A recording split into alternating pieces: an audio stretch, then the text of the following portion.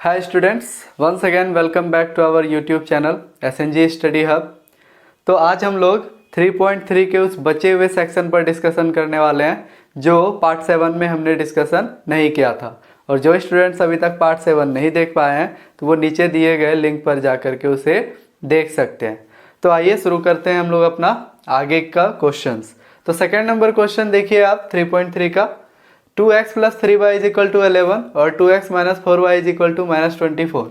इसको हल करना है हमें और इसके बाद इससे m के लिए हमें एक ऐसा वैल्यू फाइंड आउट करना है जिससे कि y is equal to m x plus 3 वाला जो इक्वेशन है वो सेटिस्फाई हो जाए यानी संतुष्ट हो जाए। तो करना क्या है, हमें इस दोनों समीकरण को सरल करके xy निकालना है।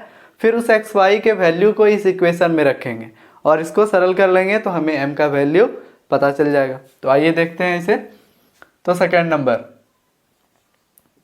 तो यहाँ हमारा फर्स्ट इक्वेशन है 2x plus 3y is equal to 11।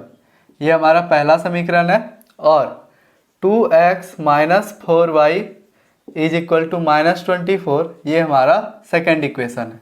तो आप आसानी से यहाँ समझ सकते हैं कि इसका अद्वितीय हल है क्योंकि इसका अनुपात और इसका अनुपात आपस में बराबर नहीं है। तो यहाँ क्या करेंगे, हम लोग समीकरण 1 को सरल कर लेंगे। ऐसे आप 2 को भी कर सकते हैं सरल करने पर। तो अगर हम इसे सरल करते हैं तो डायरेक्टली यहाँ से हम लिख सकते हैं कि x is equal to 11 minus 3y by 2। ये आप समझ पा रहे होंगे, ये इधर प्लस में इधर आके माइनस हो गया, ये गुना में है इधर आके भाग हो गया। इस प्रकार से ये हमारा इक्वेशन थर्ड। अब इस थर्ड इक्वेशन को हम लोग क्या करते हैं, आप लोग पहले से जान रहे हैं, समीकरण 2 में इसे पुट करेंगे। समीकरण 2 में 3 को प्रतिस्थापित कर देंगे।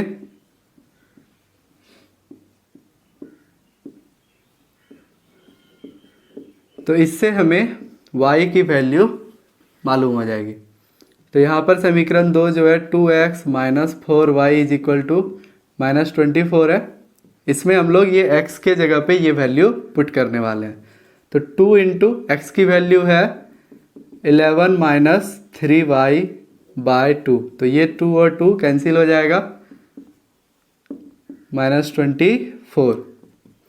तो यहाँ से 11 minus 3y minus 4y is equal to minus 24। तो ये माइनस माइनस प्लस, ये प्लस में है उधर जाके माइनस, तो ये दोनों जुट करके माइनस 7y होंगे और ये माइनस 24, ये प्लस में इधर माइनस होगा। तो इस तरह से हम देख पा रहे हैं कि minus 7y is equal to ये जुट करके माइनस 35 हो गया। तो ये कटने वाला है तो कटा सकते हैं आप। तो इस प्रकार से y का वैल्यू जो है वो 5 हो गया। अब इस y का वैल्यू जैसे ही हम लोग इस इक्वेशन 3 में रखेंगे तो हमें x का वैल्यू मालूम हो जाएगा। आइए देखते हैं समीकरण 3 में y का मान रखने पर, ये कुछ लैंग्वेज है जो लिखने आपको ज़रूरी है, आप इसे स्किप नहीं कर सकते हैं। ऐसा ना सोचें कि बिना इसे लिखे भी आपका काम हो जाएगा। तो फिर वहाँ पर जब एग्ज़ाम में आप जाएंगे तो मार्किंग के टाइम में वो चीज़ टीचर के ऊपर डिपेंड करेगा कि वो आपको फुल मार्क्स देंगे या नहीं देंगे। तो इसलिए इस चीज़ का आपको बखूबी ध्यान रखना है। तो इस तरह से इसका वैल्यू माइनस 15, ये सिंपल सॉल्यूशन है, अब इसे आप खुद भी कर सकते हैं। So we can say x की वैल्यू जो है वो -2 हो गई। ठीक है, तो अब हम लोग y भी जान रहे हैं और x भी जान रहे हैं। अब इस दोनों को हम लोग y is equal to m x plus 3 में पुट करेंगे। तो since y is equal to m x plus 3 है, दिस इम्प्लाइज m की जो वैल्यू है वो कैसे निकलेगी। तो y में हम लोग क्या करेंगे, 3 को घटाएंगे और अपॉन x कर लेंगे, यानी x इधर आके भाग हो जाएगा। तो इससे हमें m का वैल्यू मिलेगा। तो y की वैल्यू है 5, तो 5 माइनस 3 बटे x का वैल्यू -2। बस इसे सॉल्व करना है। तो ये 2 बाय -2 हो जाएगा। तो इस तरह से m का वैल्यू हमारा -1 हो गया, यानी m का वैल्यू जो है अगर -1 रखते हैं हम यहाँ पर, तो ये इक्वेशन भी जो है वो क्या हो जाएगा, संतुष्ट हो जाएगा। तो उम्मीद है आपको ये समझ में आ रहा होगा। आइए अब देखते हैं अगला प्रश्न। तो हमारा अगला प्रश्न है कि इन्हें आपको ये जो वर्ड प्रॉब्लम्स दिए गए हैं, इससे आपको रैखिक समीकरण युग्म बनाना है और उसको प्रतिस्थापन विधि से ही हल करना है। तो यहाँ पर एक चीज़ आप ध्यान देंगे कि चूंकि यहाँ पे हमारे पास ये विधि क्लियरली लिख दिया गया है कि हमें इसे प्रतिस्थापन विधि से बनाना है, इसलिए आपको प्रतिस्थापन विधि से ही इन प्रश्नों को यहाँ बनाना है। लेकिन परीक्षा में अगर आपको विधि ना लिखी गई है कि किस विधि से आपको क्वेश्चन सॉल्व करने हैं, तो आप वहाँ पर अपने सुविधा के हिसाब से विधि का इस्तेमाल कर सकते हैं। लेकिन अगर प्रश्न में आपको ये लिख दिया गया है कि इसे आप प्रतिस्थापन विधि से बनाएं या फिर विलोपन विधि या कोई भी विधि अगर लिख दिया गया है, तो आपको उसी विधि से उस प्रश्न को बनाना है। तो यहाँ पे प्रश्न है हमारा पहला कि दो संख्याओं का अंतर 26 है और एक संख्या दूसरी संख्या की 3 गुनी है, तो उन्हें आपको ज्ञात करना है। तो ये प्रश्न मैंने पिछले वीडियो में ही आपको बताया है कि इसका इक्वेशन हम कैसे प्राप्त करेंगे, तो आप वहाँ से भी समझ सकते हैं या फिर आप यहाँ देखें। तो यहाँ अंतर है तो क्लियर है कि यहाँ पर दो संख्याएं जो हैं, कोई एक बड़ी है और कोई एक छोटी है। इसलिए हमने मान लिया कि पहली संख्या x है और दूसरी संख्या जो है वो y है। दूसरी संख्या बराबर y। यहीं पर हम लोग ये मान लेते हैं जहाँ पर कि x जो है वो बड़ी है y से। तो ये चीज़ मैंने पिछले वीडियो में भी आपको समझाया है कि ये लिखना क्यों ज़रूरी है, क्योंकि इसी के हिसाब से आपका इक्वेशन डिसाइड होता है। अगर x बड़ी है और y छोटी है, तो जब अंतर की बात होगी तो हम x में y को घटाएंगे। लेकिन अगर हम ये मान लेते कि y बड़ी है x छोटी है, तो जब अंतर की बात होती तो हम y को यहाँ पर x से घटाते। तो पहली स्थिति जो है कि दो संख्याओं का ये जो अंतर है वो 26 है, तो प्रश्न के हिसाब से हम ये लिख सकते हैं कि x माइनस वाई यानी दो संख्याओं का अंतर 26, ये हमारा पहला समीकरण हो गया। और दूसरी स्थिति क्या कही जा रही है यहाँ पे कि एक संख्या जो है वो दूसरी संख्या की 3 गुनी है। तो इसका मतलब है कि जो बड़ी संख्या है वो छोटी संख्या की 3 गुनी होगी। इसलिए दूसरी जो परिस्थिति है कि x जो है वो y की 3 गुनी है, यानी बड़ी संख्या जो है x वो छोटी संख्या की क्या हो गई, 3 गुनी हो गई। ये दो समीकरण हमारे पास तैयार हो चुका है। अब यहाँ पर अगर आप गौर से प्रश्न को देखें तो दूसरा जो समीकरण है वो x का हमें y के पद में सीधा सीधा मान दे रहा है। तो प्रतिस्थापन विधि से बनाने के लिए हम लोग समीकरण 3 इसलिए तैयार करते थे कि एक पद का मान जो है दूसरे पद के रूप में हम दर्शा सके। लेकिन चूंकि यहाँ पर ये परिस्थिति पहले से ही हमारे पास है, इसलिए यहाँ पे समीकरण 3 बनाना आवश्यक नहीं है। तो यहाँ हम लोग सीधे समीकरण 1 में ही समीकरण 2 को प्रतिस्थापित कर देंगे। 2 को प्रतिस्थापित करने पर अगर हम ऐसा करें तो परिणाम क्या होगा आप देखिए जरा। तो चूंकि x माइनस वाई बराबर हमारे पास 26 है और यहाँ x की वैल्यू है 3y, तो हम यहाँ पे x की जगह 3y माइनस वाई बराबर 26 लिख सकते हैं। इसका मतलब हो गया कि 3y में ये घट जाएगा, 2y बचेगा, यानी y की वैल्यू ये 13 हो जाएगी। तो अब हमें यहाँ पे y मालूम हो चुका है कि ये जो दूसरी संख्या थी जो छोटी है वो 13 है। अब पहली संख्या जो x है वो हम यहाँ से प्राप्त कर सकते हैं। समीकरण 2 में y का मान रख लेंगे हम लोग। समीकरण 2 में y का मान रखने पर तो समीकरण 2 हमारा जो है x बराबर 3y और y का मान हमारा 13 आ चुका है। तो इसका मतलब है कि x बराबर 3 गुना 13 हो जाएगा और इस तरह से हमें प्राप्त हो गया x का वैल्यू 39। तो हम कह सकते हैं कि पहली संख्या 39 है और दूसरी संख्या कितनी है, 13 है। तो यहाँ पे हम लोग लिख लेंगे, अतः पहली संख्या बराबर 39 और दूसरी संख्या बराबर 13। यही हमारा आंसर हो गया। तो उम्मीद है आप समझ पा रहे होंगे, इसे आप आसानी से देख के समझ सकते हैं। आइए बढ़ते हैं हम लोग अपने अगले प्रश्न की तरफ। तो अगला प्रश्न हमारा जो है, यहाँ कहा जा रहा है कि दो संपूरक कोणों में बड़ा कोण जो है वो छोटे कोण से 18 डिग्री अधिक है, तो हमें उन दोनों कोणों को ज्ञात करना है। तो यहाँ समझने वाली जो बात है वो है कि संपूरक कोण, ये आप पहले के क्लासेस से भी पढ़ चुके हैं कि ऐसे दो कोण जिनको जोड़ने पर 180 डिग्री प्राप्त होता है। कहने का मतलब एक कोण कोई ये है और कोई एक कोण ऐसा है, अगर इस दोनों को आप जोड़ते हो और इसका योग कितना हो जाए 180 डिग्री के बराबर हो जाए, तो इसी कोण को हम क्या कहेंगे, संपूरक कोण। ये जो युग्म है कोण का, इसे संपूरक कोण कहेंगे। तो यहाँ पर ऐसे ही दो संपूरक कोण है, यानी मान लीजिए कि यही दो कोण है जिसको जोड़ने पे 180 डिग्री पूरा हो रहा है। तो यहाँ पे परिस्थिति क्या कहा गया कि बड़ा कोण जो है वो छोटे कोण से 18 डिग्री है। तो मान लेते हैं हम लोग कि ये x है बड़ा कोण और छोटा कोण क्या है, y है। तो अब प्रश्न एक स्थिति तो ये हो गई कि इसको जोड़ने पे 180 डिग्री पूरा होगा, और दूसरा स्थिति में क्या कहा जा रहा है कि बड़ा कोण जो है वो छोटे कोण से 18 डिग्री अधिक है। कहने का मतलब कि अगर हम इसमें 18 डिग्री जोड़ देते हैं तो ये एंगल का वैल्यू और ये एंगल का वैल्यू दोनों आपस में क्या हो जाएगा, बराबर हो जाएगा। कुछ ऐसी ही परिस्थिति दी गई है। तो आइए इसे हम देखते हैं कैसे सरल करेंगे। तो पहले मान लेंगे हम लोग, माना कि बड़ा कोण, तो बड़ा कोण जो है उसे x मान लेते हैं और छोटे कोण को हम लोग y मान लेते हैं। तो इससे ये क्लियर हो गया कि x जो है वो बड़ा है और y छोटा है। अब प्रश्न के आधार पर सबसे पहली बात क्या कही गई कि ये दोनों मिल करके संपूरक कोण बनाते हैं। यानी इसका मतलब क्या है कि x और y को जोड़ने पर 180 डिग्री प्राप्त होगा हमें। ये पहली स्थिति हो गई।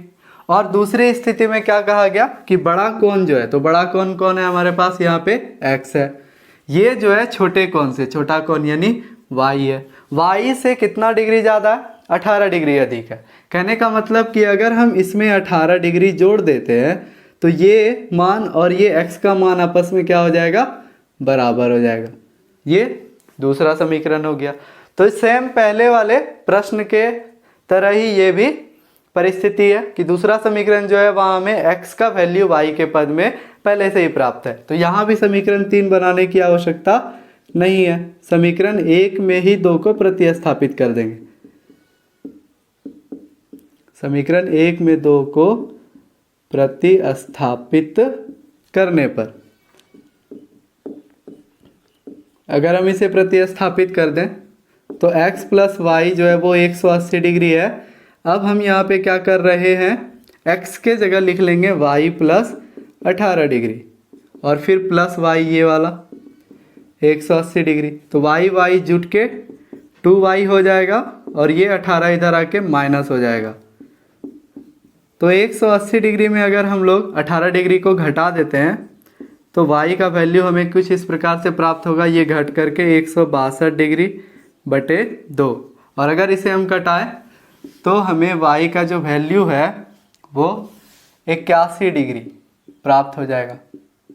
कितना प्राप्त हो जाएगा, 81 डिग्री। ये y 81 डिग्री। अब इस y का मान हम यहाँ रख देंगे तो x की वैल्यू हमें प्राप्त हो जाएगी। तो y का मान कहाँ रखेंगे हम लोग, समीकरण 2 में। तो लिख सकते हैं यहाँ y का मान समीकरण 2 में रखने पर, तो समीकरण 2 हमारा है x बराबर y प्लस 18 डिग्री, यानी कि x बराबर 81 डिग्री प्लस 18 डिग्री। अगर हम इसे जोड़ते हैं तो x का मान हो जाएगा हमारा 99 डिग्री। तो इस प्रकार से जो बड़ा कोण है संपूरक कोण में वो 99 डिग्री का है। अतः बड़ा कोण जो है वो कितना का हो गया हमारा, 99 डिग्री का, और छोटा कोण जो है वो हमारा 81 डिग्री का हो गया। अब देख सकते हैं जो छोटा कोण है वो बड़े कोण से 18 डिग्री अधिक है। तो जो परिस्थिति दी गई थी वो दोनों परिस्थितियां संतुष्ट हो रही है। आप इसको जोड़ेंगे तो इनका योगफल 180 डिग्री के बराबर आएगा और छोटा कोण जो है वो बड़े कोण से 18 डिग्री अधिक भी है। तो इस प्रकार से ये हमारे प्रश्न का हल है। आइए बढ़ते हैं अब अगले प्रश्न की तरफ। हमारा तीसरा प्रश्न है कि एक क्रिकेट टीम के कोच ने 7 बल्ले और 6 गेंदें खरीदी और कुल मिलाकर के उनको जो है 3800 रुपये इसके देने पड़े। बाद में उन्होंने क्या किया, 3 बल्ले और 5 गेंदें खरीदी और इसका कुल मिलाकर के उन्हें 1750 रुपया देना पड़ा, यानी ये कीमत उसकी पड़ी। तो हमें पता करना है कि प्रत्येक बल्ले और प्रत्येक गेंद का मूल्य क्या था। ठीक है, तो यहाँ पर चूंकि हमें प्रत्येक बल्ले और प्रत्येक गेंद का मूल्य ज्ञात करना है, इसलिए हम जो चर मानेंगे वो प्रत्येक बल्ले और प्रत्येक गेंद के मूल्य के लिए ही मानेंगे। ठीक है, तो अगर मान लीजिए कि एक बल्ले का कीमत x रुपया था, ठीक है, तो 7 बल्ले का कीमत क्या हो जाएगा, तो x को 7 से गुना करेंगे। इसे आप सिंपली ऐसे समझ सकते हो कि अगर आप एक बैट 200 रुपये का खरीदते हो तो 7 बैट खरीदने के लिए आपको कितने पैसे पड़ेंगे, तो जानने के लिए आप 200 को 7 से गुना कर लेंगे। तो सेम वही कंडीशन यहाँ पर है। अब इसे कैसे सरल करेंगे, तो पहले हम लोग क्या करेंगे, मान लेंगे कि प्रत्येक बल्ले का मूल्य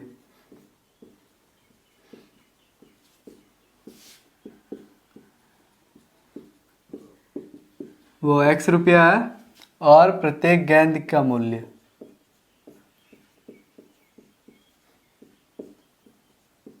ये y रुपया है। तो इस प्रकार से प्रश्न के अनुसार 7 बल्ले और 6 गेंदे, 7 बल्ले यानी 7x और 6 गेंद यानी 6y। ठीक है, तो इनको कुल मिला करके कितना कीमत है, 3800। ये हो गया पहला समीकरण हमारे लिए। और दूसरा जो परिस्थिति है उसमें कहा गया 3 बल्ले और 5 गेंद यानी कि 3x प्लस 5y, इसका वैल्यू हो जाएगा हमारे लिए 1750 रुपये। तो अब इसी दो समीकरण को हमें क्या करना है, प्रतिस्थापन विधि से सरल करना है। तो आइए देखते हैं कैसे सरल करेंगे। तो समीकरण 1 को अगर हम सरल करते हैं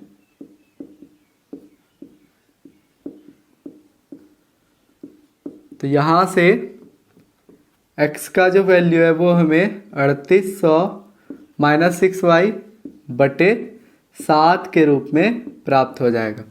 अब इस समीकरण 3 का वैल्यू हम लोग 2 में रखेंगे। समीकरण 3 को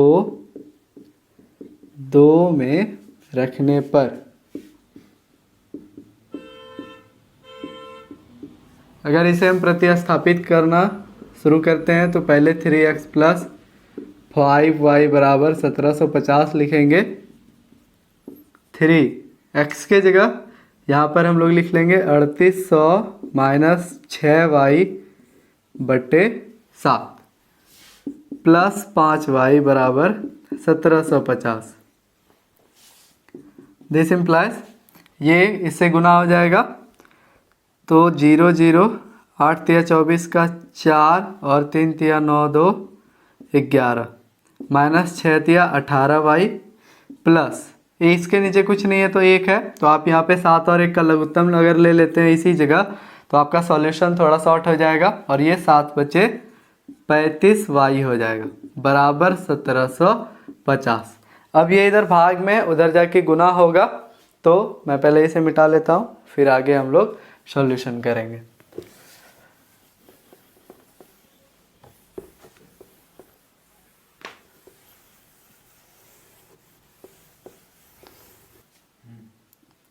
दिस इम्प्लाइज ये 18 और 35 घट करके 17y हो जाएगा बराबर इसे हम लिख सकते हैं 1750 गुना 7 और ये इधर प्लस में है उस तरफ जाके माइनस हो जाएगा। अब इसे सरल करेंगे हम लोग तो 17y बराबर 0 7 पचे 35 का 5 3 7 सते 49 3 52 का 2 हाथ में रहा 5 और 7 1 का 7 5 12। अब इसमें से इसे हम लोग घटा लेंगे और फिर उसे 17 से भाग देंगे तो y बराबर अगर इसे हम घटाते हैं 0 5 और फिर 12 में 8 गया और फिर ये तो 0 0 हो जाएगा यानी 850 बटे 17। तो इस प्रकार से y का मान 17×5=85 यानी कि 50 रुपये आ गया। तो गेंद का जो मूल्य है वो हमें प्राप्त हो चुका है 50 रुपये। अब इस y का वैल्यू अगर हम यहाँ रखेंगे तो x निकल जाएगा। तो समीकरण 3 में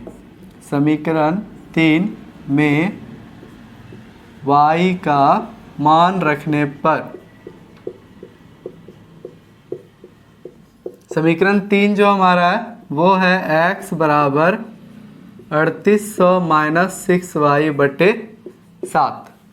इसे हम सरल करके लिख सकते हैं 3800 - 6×50/7। तो ये मान हमारा जो है x बराबर 3800 - 50 × 300/7 यानी कि ये 3500 हो जाएगा और ये कट करके 500 आ जाएगा। 7×5 = 35 0 0। तो इस तरह से हमें प्रत्येक बल्ले का कीमत 500 रुपये और प्रत्येक गेंद की कीमत 50 रुपये ये प्राप्त हो गया। तो ये हम नीचे लिख सकते हैं, अतः प्रत्येक बल्ले की कीमत या मूल्य जो लिखें, प्रत्येक बल्ले का मूल्य जो है वो ₹500 है और प्रत्येक गेंद की जो कीमत है या मूल्य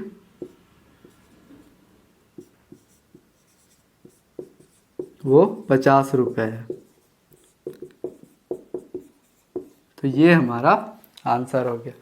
आइए अब देखते हैं आगे के प्रश्नों को। तो आइए देखते हैं अगला प्रश्न।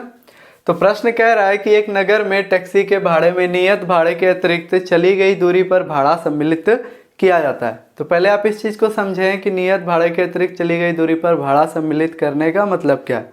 कहने का मतलब है कि कोई एक स्टॉपेज है, यहाँ से कोई टैक्सी जब चलती है तो एक निश्चित दूरी के लिए इसका भाड़ा फिक्स है कि यहाँ से लेकर के यहाँ तक ये इतना ही भाड़ा लेगा। चाहे आप यहाँ से यहाँ तक आए या यहीं बीच में कहीं आप रास्ते में ही उतर जाएं, उससे फ़र्क नहीं पड़ता है, भाड़ा वो उतना ही लेगा, ये तय है।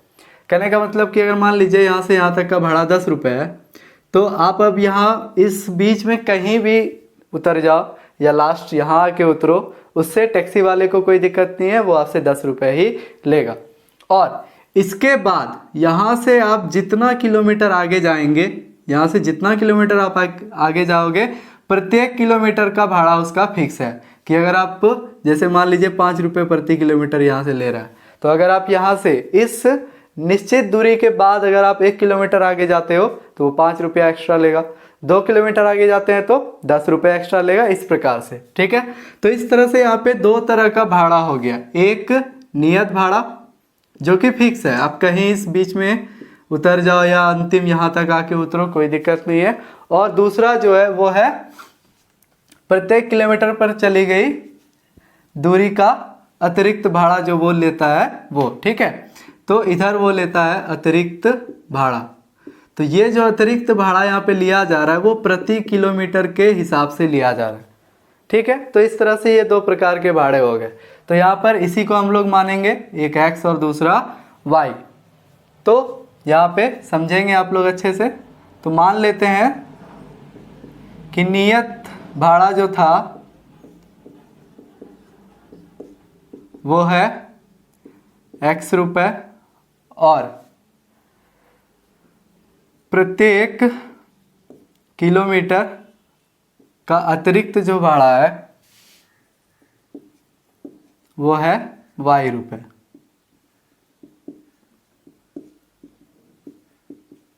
अब प्रश्न समझें। तो यहाँ पर कोई एक व्यक्ति जो है वो 10 किलोमीटर दूरी चलता है, इस निश्चित दूरी के बाद यहाँ से ये इधर 10 किलोमीटर की दूरी तय करता है, जिसके लिए उसे कुल 105 रुपये देने पड़ते हैं। कितने देने पड़ते हैं? यानी यहाँ से यहाँ तक का तो भाड़ा उसका फिक्स है ही, इसके बाद वो 10 किलोमीटर आगे गया और कुल मिलाकर के मतलब यहाँ इसे जोड़ा गया। ठीक है, तो कुल मिलाकर के उसे 105 रुपये देने पड़े। वही एक और स्थिति दी गई है कि एक अन्य परिस्थिति में कोई 15 किलोमीटर आगे जाता है उस निश्चित दूरी से और उस परिस्थिति में उसे 155 रुपये देने पड़ते हैं। तो हमें पता करना है कि प्रति किलोमीटर भाड़ा क्या है तो प्रत्येक किलोमीटर का जो अतिरिक्त भाड़ा है वो क्या है ये निकालना है हमें, और नियत भाड़ा जो है वो क्या है ये पता करना है, यानी x और y की कीमत। तो अगर नियत भाड़ा x है और ये y है तो 10 किलोमीटर दूरी तय करने पर उसे 10y इतना किराया देना पड़ा होगा, क्योंकि 1 किलोमीटर का ₹y अगर किराया लिया जा रहा है तो 10 किलोमीटर का कितना हो जाएगा 10y। जैसे 1 किलोमीटर का ₹5 तो 10 का 50 हो जाएगा, सेम उसी तरीके से। तो प्रश्न के आधार पर जो दो परिस्थिति दी गई है उसके हिसाब से हम कह सकते हैं कि x प्लस 10y जो है वो ₹105 होंगे, समीकरण 1। और दूसरी परिस्थिति तो नियत भाड़ा x और 15 किलोमीटर के लिए भाड़ा 15y, ये जो ₹155 कुल मिला करके। तो इन दो परिस्थितियों से हम लोग xy निकालेंगे और फिर हमें पता करना है क्या कि 25 किलोमीटर यात्रा करने के लिए कितना भाड़ा देना पड़ेगा, और ज्ञात करना है कि x प्लस 25y जो है वो कितना होगा। तो ये निकालने के लिए हमें पहले x और y चाहिए होगा। तो आइए पहले इसे हम प्रतिस्थापन विधि से बनाते हैं। तो समीकरण 1 को सरल करने पर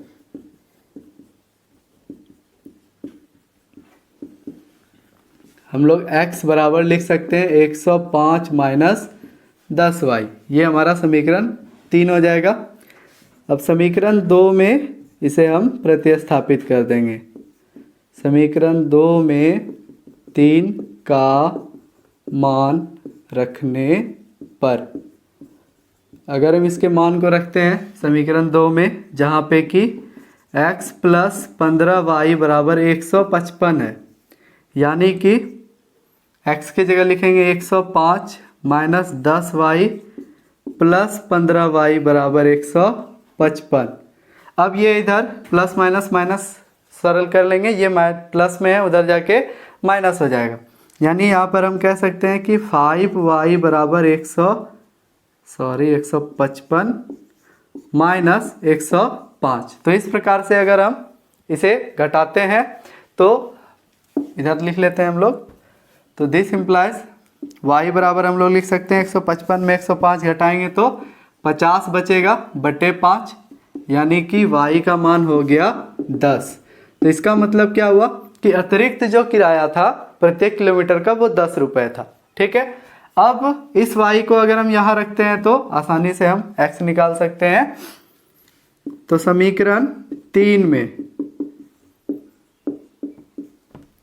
y का मान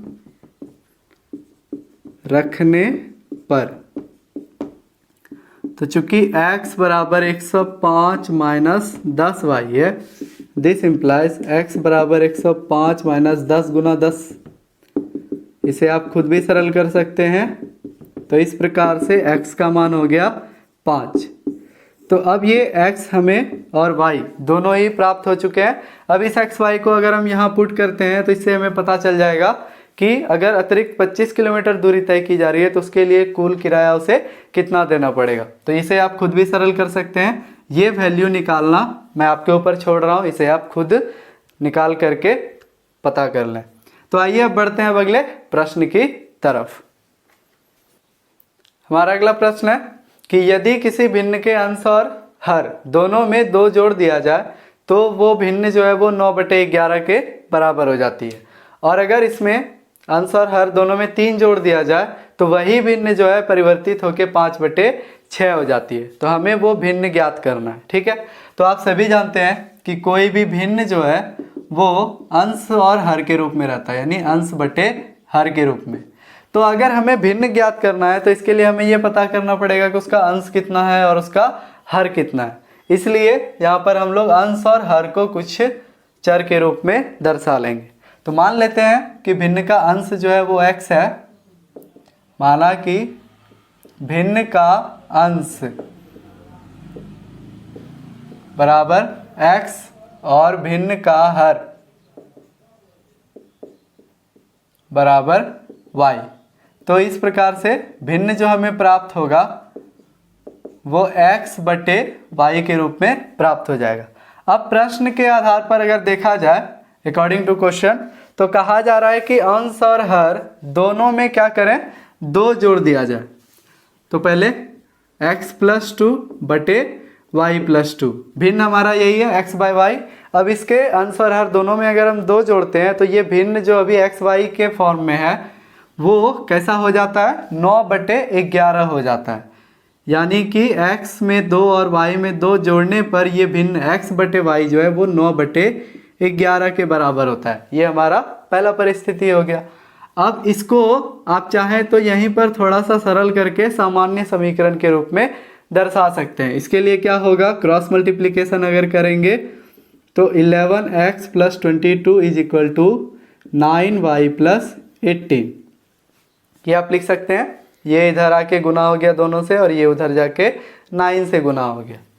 तो इस प्रकार से आप लिख सकते हो कि 11x - 9y बराबर, ये प्लस में है इधर आके माइनस, यानी कि 11x - 9y बराबर -4। ये आपका पहला समीकरण हो गया। इसी प्रकार से दूसरी जो परिस्थिति यहाँ पर हमें दी गई है कि अगर अंश और हर दोनों में 3 जोड़ दिया जाए, तो पुनः अकॉर्डिंग टू क्वेश्चन हमें क्या समझ में आ रहा है कि अगर x में भी 3 जोड़ दें और y में भी 3 जोड़ दें, अंश और हर दोनों में अगर 3 जोड़ दें तो ये भिन्न जो है वो क्या हो जाता है, 5/6। तो इसे भी सरल कर लेते हैं। अगर क्रॉस मल्टीप्लिकेशन करते हैं तो 6x + 18 बराबर 5y + 15 होता है। इसे अगर आप सरल करें तो 6x - 5y बराबर 15 - 18। तो इसे आप लिख सकते हो 6x - 5y बराबर -3 के रूप में। ये आपका सेकेंड इक्वेशन हो गया। अब इन दो समीकरण को हमें प्रतिस्थापन विधि से सरल करना है। तो समीकरण 1 को अगर सरल करते हैं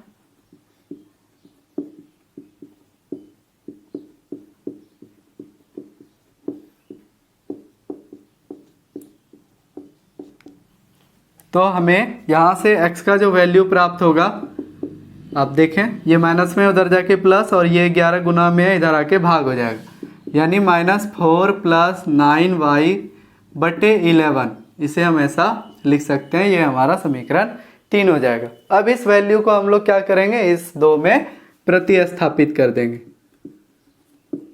समीकरण 2 में 3 को रखने पर, तो चूंकि 6x - 5y बराबर -3 है, दिस इम्प्लाइज 6 × -4 + 9y/11। ये x के जगह ये वैल्यू आ गया और फिर ये -5y बराबर -3। तो 6 से गुना करेंगे, -24 + 54y माइनस 11 × 5 = 55y और 1 और 11 का एलसीएम 11। इसे आप समझ सकते हैं, इसके नीचे कुछ नहीं है तो 1 है, तो 11 और 1 का एलसीएम 11 हो गया। तो जब आप एलसीएम करके सरल करेंगे तो ये 55y हो जाएगा। तो दिस इम्प्लाइज आप इसे लिख सकते हो -y बराबर, ये गुना होके -33 और ये माइनस में इधर आके प्लस। तो इस प्रकार से -y बराबर आपका वैल्यू हो जाएगा, 33 में 24 घटा देंगे हम लोग तो 7 नहीं 9 होगा ये। तो -9 वैल्यू आ गया, तो माइनस और माइनस कैंसिल, इसलिए y का वैल्यू 9 हो गया। तो इस प्रकार से y हमारे पास प्राप्त हो चुका है। अब इस 3 में जैसे ही y का वैल्यू पुट करेंगे तो हमें x मिल जाएगा। तो इसके लिए मैं थोड़ा पहले जगह बना लेता हूँ।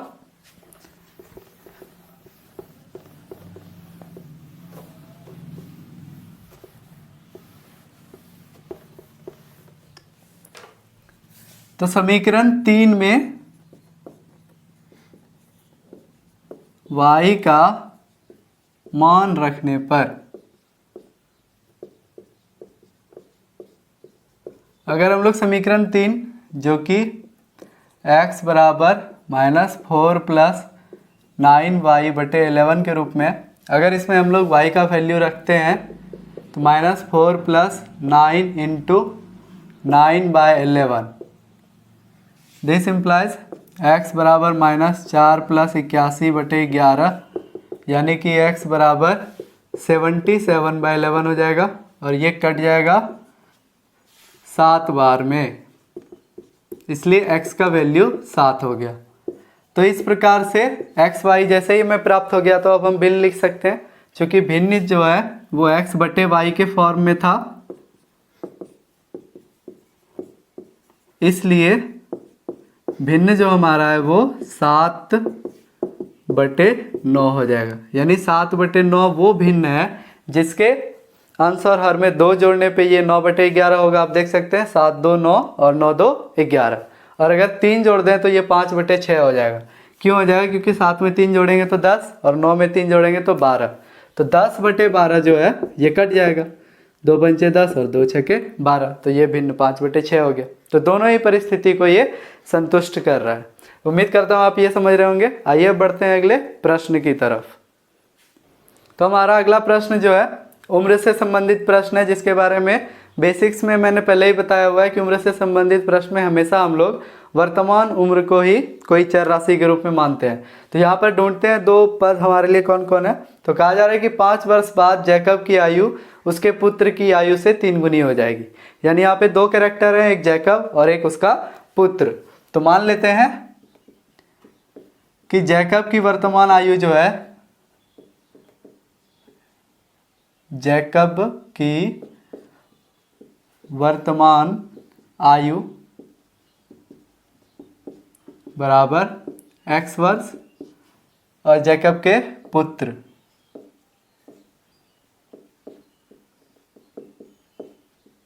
की वर्तमान आयु जो है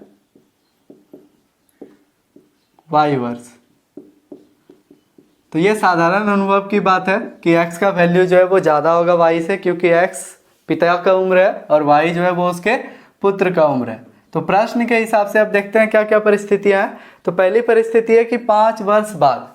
तो अगर 5 वर्ष बाद हम करने जाते हैं तो x और y ये दोनों का वर्तमान उम्र है, तो 5 साल बाद की अगर बात करें तो दोनों की उम्र में 5 जुट जाएगा।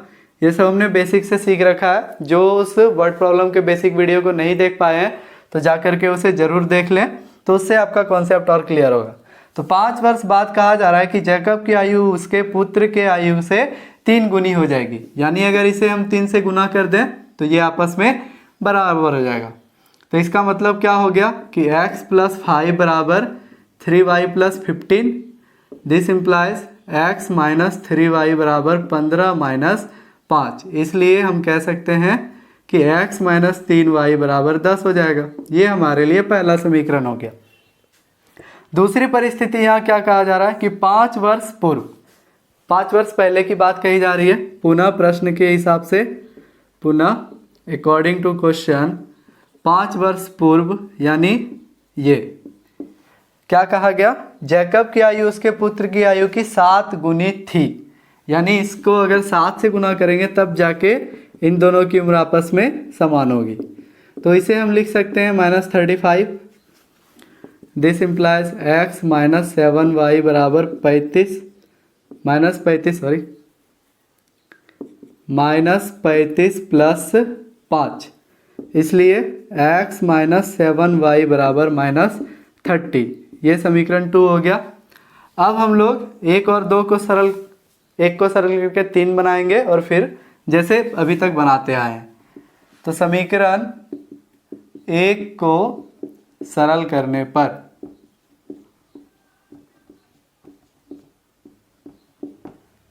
अगर 1 को सरल करें तो x बराबर 10, माइनस में है तो ये प्लस 3y हो जाएगा। ये हमारा समीकरण 3 हो गया। अब अगर इस x के जगह ये वैल्यू पुट कर लेते हैं हम लोग, समीकरण 2 में 3 को रखने पर